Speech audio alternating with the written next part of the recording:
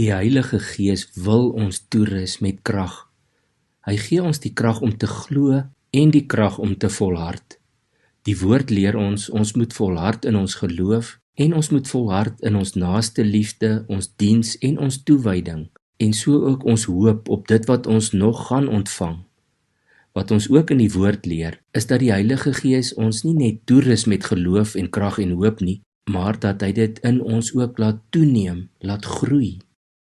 Wel, ons weet dat enige iets wat groei, moes eers ergens geplant gewees het, ergens begin het.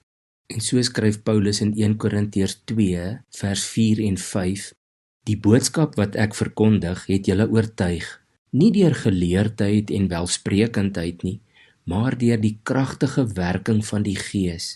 Dus is julle geloof nie op die wysheid van mense gegrond nie, maar op die krag van God.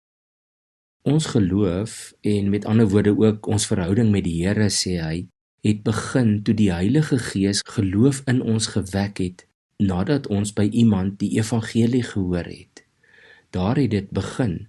Wel, natuurlik was die grond toe reeds voorberei, maar iemand het die saad gesaai, iemand anders het dalk nat gelei, en soos Paulus skryf in 1 Korintiërs 3 vers 6, uiteindelik was dit God wat dit laat groei het.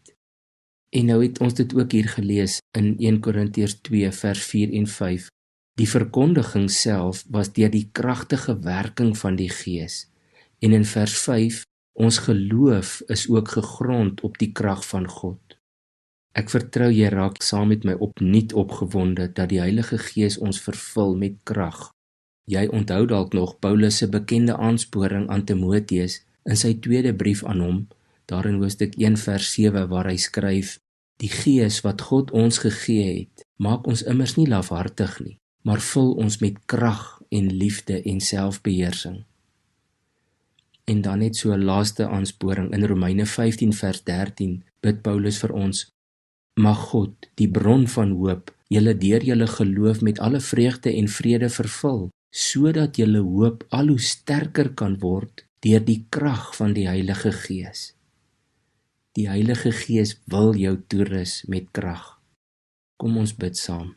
Here, baie dankie vir hierdie wonderlike geloofswaarheid, dat U, o Gees, ons vul met krag en liefde en selfbeheersing. Ons kry ons krag van U af, krag om te glo, krag om lief te hê, krag om te getuig en te dien.